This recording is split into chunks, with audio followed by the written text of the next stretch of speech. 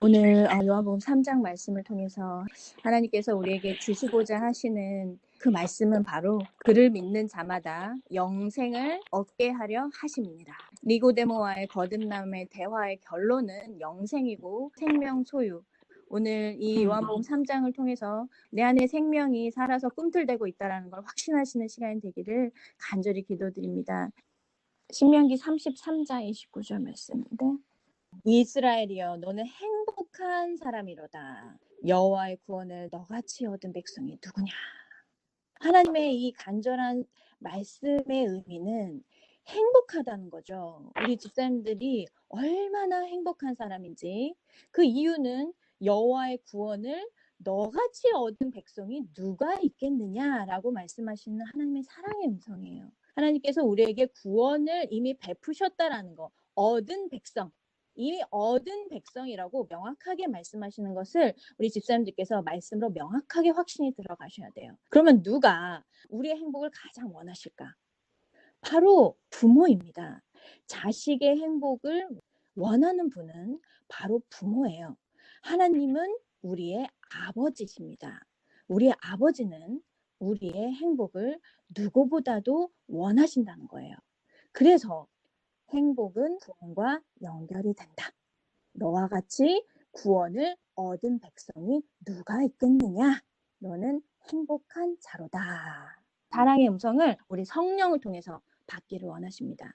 그래서 하나님이 하신 일이 있죠. 아담과 하와가 범죄 이후에 하나님께서 우리에게 하신 일이 있어요. 창세기 3장 21절. 가죽옷을 지어 입히시니라 라는 말씀이에요. 하나님께서 이미 하신 일이에요. 아담과 하와가 에덴에서 나오기 전에 하나님께서 무화과 나뭇잎을 벗기시고 가죽옷을 입히셨어요. 이 가죽옷이 주는 의미가 무엇일까? 아담과 하와가 자격이 있어서 주신 게 아니에요. 그때 아담과 하와는 무화과 나뭇잎, 자기가 만든 옷을 입고 있으면서 행복이 없었고 공허하고 죄에 쌓여 있었고 죄의 종. 그러나 그 죄의 종이 그 죄의 대가가 무엇인지 모르는 상태였어요.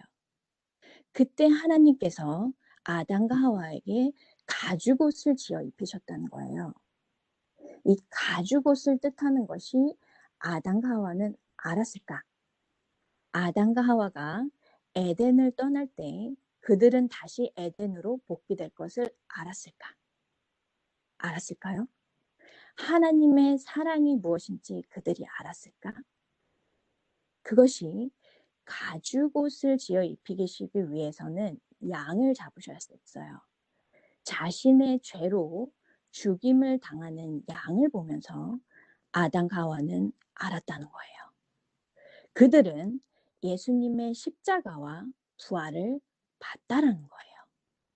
창세기 3장 15절에 하나님께서 분명히 말씀하셨거든요. 여자의 후손이 너의 머리를 상하게 한다.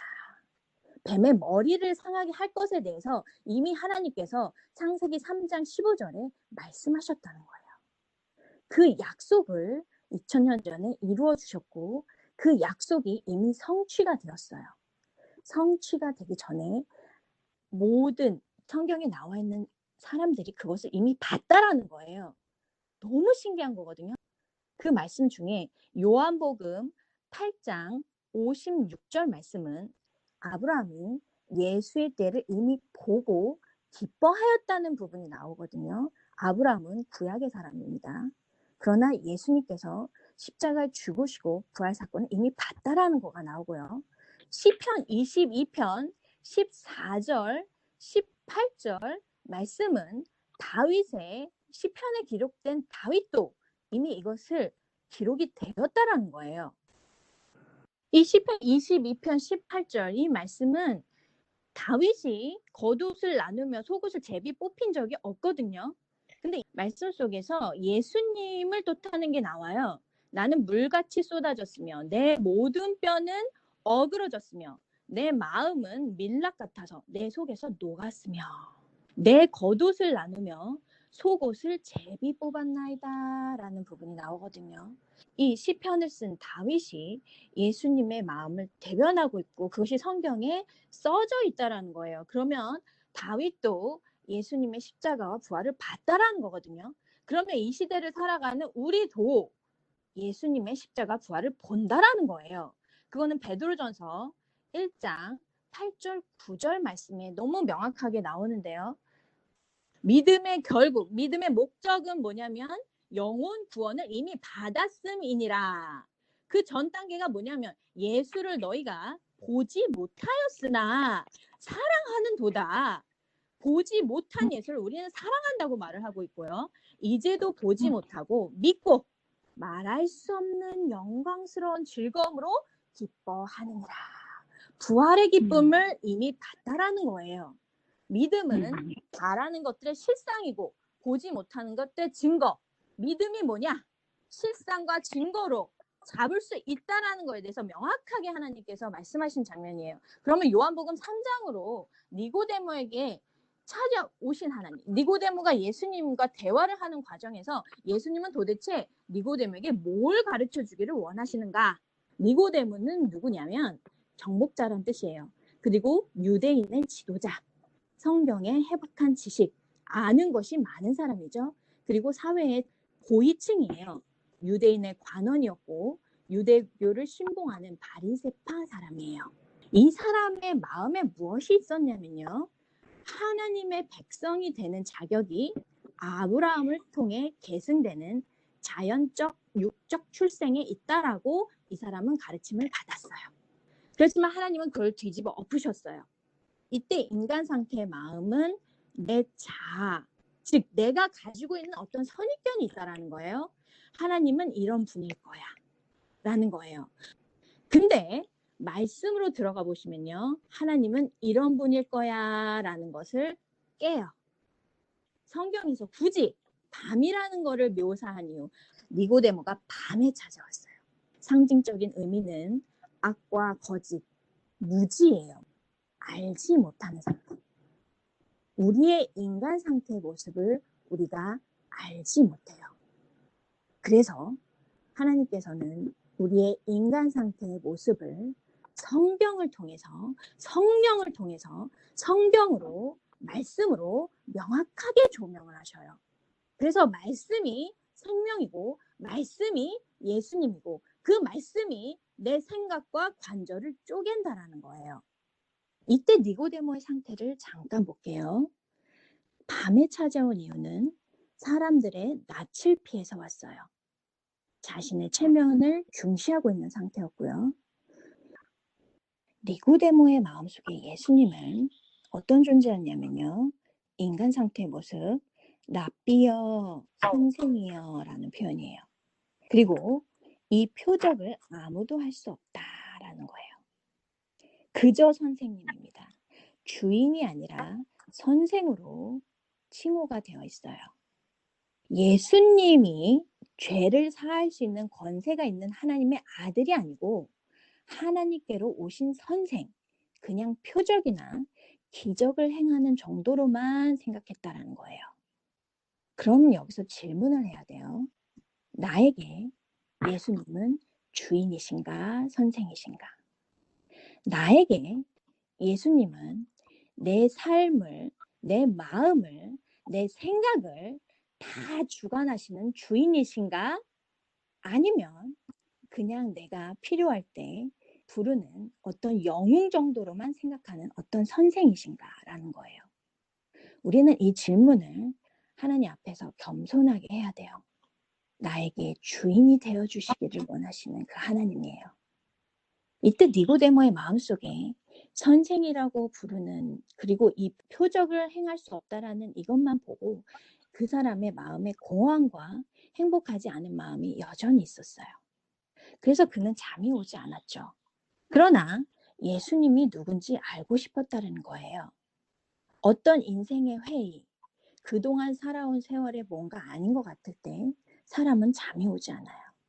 예수님을 굳이 밤에 찾아온 이유는 여러 가지가 있지만 니고데모의 마음속에 예수님으로 차 있었다라는 거예요. 예수님에게 뭔가가 있을 거야 라는 것이 그의 밤에 잠을 오지 않았던 이유라는 거예요. 하나님의 나라에 대한 해답을 얻고 싶었다라는 거예요. 이때 니고데모의 마음을 읽으신 하나님이에요. 이때 예수님께서 뭐라고 말씀하시냐면 거듭남에 대해서 말씀하세요. 왜냐하면 니고데모는 거듭남에 대해서 잘못 이해하고 있었어요. 이 거듭남에 대해서 니고데모는 하나님의 자녀가 된다는 거에 대해서 니고데모는 어쩐 육적 출생에 있다고 말씀하셨거든요. 그러나 분명히 예수님께서 말씀하신 건 요한복음 1장에 혈통으로나 육정으로나 나지 않는다라고 말씀하셨어요. 그러면서 하나님께서 하나님의 나라에 대해서 말씀하세요. 요한복음 3장 3절에 예수께서 대답하여 이르시되 진실로 진실로 내게 이르노니 사람이 거듭나지 아니하면 하나님의 나라를 볼 수 없느니라. 하나님의 나라를 볼 수 없느니라. 이 말을 다시 한번 말씀드리면 사람이 거듭나면 하나님의 나라가 보인다라는 거예요. 아멘. 그러면 하나님의 나라가 무엇이고 어디에 있는가? 하나님께 물어보셔야 돼요. 하나님의 나라는 도대체 무엇이고 어디에 있을까요? 고린도전서 4장 20절. 말에 있지 아니하고 오직 능력에 있음이라. 아멘. 오직 능력에 있느니라. 말에 있는 것이 아니라, 즉 이론이 아니라 복음은 오직 능력, 즉 경험이 되어진다라는 거예요. 누가복음 17장 20절 21절이에요. 바리새인들이 하나님의 나라가 어때 임하나이까 묻거늘 예수께서 대답하여 가라사대 하나님의 나라는 볼 수 있게 임하는 것이 아니요 또 여기 있다 저기 있다고도 못하리니 하나님의 나라는 너희 안에 있느니라. 아멘. 하나님의 나라는 너희 안에 있느니라. 볼 수 있는 게 아니야. 하나님의 나라는 너희 안에 임하신다고 분명히 말씀하셨어요. 예수님께서 우리의 마음 안에 들어오셔서 하나님의 나라를 이루시는 거예요. 그래서 영생이 뭐냐? 요한복음 17장 3절. 오직 예수 그리스도와 하나님을 아는 것이다 라는 표현이 여기서 나옵니다. 즉 보이는 것과 보이지 않는 것은 굉장히 밀접해 있어요. 이 보이는 세상에서 보이지 않는 세계를 볼 수 있어요. 보이는 것은 잠깐이요. 보이지 않는 것은 영원함이니라 라는 주님의 말씀을 기억하시기 바랍니다. 보이지 않는 세계가 이 보이는 세계, 잠깐 있는 세상에서 영원한 세계를 볼 수 있다라는 거예요. 그래서 히브리서 11장 1절에 다시 말씀드리면 믿음은 실상과 증거로 보이지 않는 세계에 대해서 영원한 그 영생에 대해서 우리는 잡을 수 있다라는 거예요. 이때 니고데모가 이런 질문을 하죠. 그럼 뱃속으로 들어갈까요? 라는 요한복음 3장으로 가시면 그러면 뱃속으로 두 번째 모태에 들어갔다가 날 수 있사옵나이까? 라는 질문을 해요. 지금 니고데모의 상태가 영의 말씀을 육으로 이해하고 있습니다. 이게 무슨 말이냐면 인간 상태의 모습이에요. 즉 하나님의 말씀이라는 것은 우리가 지식을 얻는 책이 아니라는 거예요. 하나님이 이 귀한 말씀은 뭐냐면 그 속마음은 성령이 아니고서는 이해할 수가 없는 책이에요. 그때 예수님께서 뭐라고 말씀하시냐면 6절 말씀이에요. 한번 읽어봐 주실래요? 것은 육이요 영으로 난 것은 영이니. 네, 육과 영을 구별해서 말씀하시고 계셔요. 육으로 난 것은 육이요. 즉 하나님의 말씀을 육으로 이해하지 말아라. 영으로 난 것이기 때문에 영으로 이해하여야 된다. 성령이 아니고서는 하나님의 말씀을 온전히 이해할 수가 없다라는 거에 대해서 말씀하고 계세요. 이때 예수님의 너무 귀한 말씀이 나오시죠. 물과 성령으로 되는 거야. 하나님의 나라가 아까 능력이 있고 네 마음에 있다라는 거예요. 그리고 하나님의 나라에 들어갈 수 있는 건 물과 성령으로 되는 거라는 것에 대해서 말씀하고 계세요. 이 물과 성령의 의미가 굉장히 커요. 이 물과 성령의 의미는 요한일서 5장 5절 8절에 나오는데요. 하나님의 아들 안에 있는 믿음을 말씀하고 계세요. 예수께서 하나님의 아들이심을 믿는 자가 아니면 세상을 이기는 자는 없다라는 거예요. 세상을 이기는 자가 누구냐? 오직 하나님의 아들심을 믿는 자, 믿음에 대해서 말씀하고 계세요. 그러면서 하시는 말씀이 물과 피로 임하신 예수 그리스도, 그리고 이것이 성령의 증언으로 이루어지는데 물과 성령, 피는 하나이다. 지금 물과 성령으로 거듭나는 거에 대해서 말씀하시는 이 장면이 요한 1서에 동일하게 또 나오는 장면이거든요. 물은 뭐냐면 즉 이 말씀 속에서 예수님을 통한 죄사함을 말씀하고 계시고요. 성령은 히브리서 10장 16절 하나님의 법이 우리 마음과 생각에 기록이 되는 것을 말씀하고 계세요. 성령은 도대체 무엇을 증언하고 계시는가? 우리 마음에 무엇을 기록하기를 원하시는가라는 부분이에요. 심판에 되어야 함은 이 세상 임금이 이미 심판을 받았다라는 거예요. 지금 성령의 증언 부분에 대해서 말씀하시면서 세상 임금이 이미 심판을 받았다. 이미 확정 부분의 승리 확정을 말씀하고 계시거든요. 이때는 예수님께서 십자가에 달리시기 전이에요. 그러면서 성령을 말씀하시면서 세상 임금이 이미 심판을 받았다라는 거에 대해서 예수님께 말씀하셨어요. 이상하지 않아요? 예수님께서 십자가에 달리시기 전인데 예수님께서 성령을 말씀하시면서 이미 세상 임금, 즉 사단은 심판을 이미 받았다. 부활하시기 전이에요. 이게 무슨 말이냐면 요한복음 5장 24절 말씀에 우리의 생명과 관련이 있기 때문이에요. 진실로 진실로 너희에게 이르노니 내 말을 듣고 또 나 보내신 이를 믿는 자는 영생을 얻었고 심판에 이르지 아니하나니 사망에서 생명으로 옮겨졌느니라. 아멘. 영생을 이미 얻었고 심판에 이르지 아니하나니 사망에서 생명으로 옮겨졌느니라. 이미 승리가 확정된 것을 말씀하시는 거예요. 아까 처음에 보였던 말씀이 우리는 예수님을 보지 못했어요. 그러나 그 예수님을 사랑하고 말할 수 없는 영광스러운 즐거움으로 기뻐하고 있거든요. 이미 승리가 확정이 됐고 하늘에 들어가지 않았지만 이미 들어갔다라는 거에서 믿음으로 잡는다라는 거예요. 이미 승리가 확정된, 이미 세상 임금이 심판을 받았다라는 거에 대해서 예수님께서 말씀하고 계시고 너는 이미 사망에서 생명으로 옮겨졌다라는 거에 대해서 말씀하고 계셔요.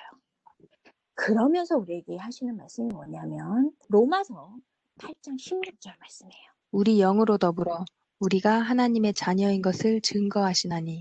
아멘. 우리 귀한 집사님들이 이미 하나님의 자녀가 됐다라는 것을 증언하고 계시는 거예요. 성령께서 증언하시는 분, 그분이에요. 이 말씀이요. 계시록 14장 4절에 동일하게 나와요. 여자와 더불어 더럽히지 아니하는 순결한 자에 대해서 말씀하시고요. 하나님과 어린 양에게 속한 자들이에요. 하나님의 자녀에 대해서 말씀하고 계세요. 지금 하나님의 자녀는 로마서 8장 16절에 성령의 증언, 즉 우리가 하나님의 자녀라는 것을 계속 성령을 통해서 증언하고 계시는데 이 하나님의 자녀, 즉 주의 백성들의 특징이 뭐냐면 어린 양이 어디로 인도하는 대로 따라가는 자들이에요. 어린 양은 예수님, 즉 말씀을 말씀하고 계세요. 말씀이 우리 집사님들을 인도하고 계시는 거예요. 그 말씀이 오늘 내 생각과 마음을 주장하기 시작해요. 다른 생각이 들어와도요. 내 마음과 생각이 하나님의 말씀으로 가요. 너무 신기하게. 다른 사람에 대한 미워하는 마음은요. 우리가 어떻게 할 수 없어요. 우리가 그것을 없애려면 없앨수록 계속 들은 것이 미워하는 마음이에요. 하나님의 말씀이 내 생각과 마음을 지배하면요. 미워하는 마음이요. 어느 순간 없어져요. 그래서 주의 백성들, 즉 하나님께 구원받은 백성들, 하나님의 자녀는 어린 양이 인도하는 대로, 즉 말씀이 인도하는 대로 따라가는 자들이라고 우리 성령의 법으로 우리 마음과 생각에 오늘도 말씀하고 계세요. 하나님의 말씀이 얼마나 중요한지, 이 시간 하나님의 말씀으로 우리가 살아나는 것이 얼마나 중요한지, 내가 하나님의 자녀다라는 확신을 주세요. 확신. 내 안에 잔잔한 감동과 자유, 고통과 두려움이 없어질 정도로 밀려오는 하나님의 사랑이 있어요. 그 사랑은요, 하나님의 자녀라는 확신을 주고요. 그리고 사랑은요, 모든 두려움을 내어 쫓는 역할을 해요. 그래서 복음을 다시 한번 말씀드리면 요한복음 5장 25절 말씀에 죽은 자가 살아나는 역사, 성령을 통해서 자유가 없는 자가, 공허한 자가, 이미 죽은 자가 하나님의 자유, 내가 곧 길이요 진리요 생명이라 하시는 하나님의 말씀을 받아들이고 진리 안에 자유를 경험하는 자, 즉 살아있는 자로 복음은 반드시 경험으로만 될 수 있는 거예요. 이 거듭남의 결론은 복음이에요. 복음. 예수 그리스도의 십자가의 죽으심과 부활을 말씀하시는데 그것이 너에게 어떤 의미냐? 요한복음 3장 16절 말씀하시는데 이 말씀이 복음의 핵심이에요. 하나님이 세상을 이처럼 사랑하사 독생자를 주셨으니 이는 그를 믿는 자마다 멸망하지 않고 영생을 얻게 하려 하심이라. 이 짧은 구절 속에 1, 2, 3이 들어가 있어요. 한번 찾아보시면요. 1번 인간 상태의 모습은 하나님이 세상을 이처럼 사랑하사. 이처럼 사랑하사. 우리 집사님들 얼마나 사랑하시는데 하나님이 아멘. 이처럼 사랑하사. 얼마나 우리를 사랑하신 하나님인지 우리 집사님들 마음에 깊이 박히셔야 돼요. 성경에서 이처럼 사랑하사 표현되어 있어요.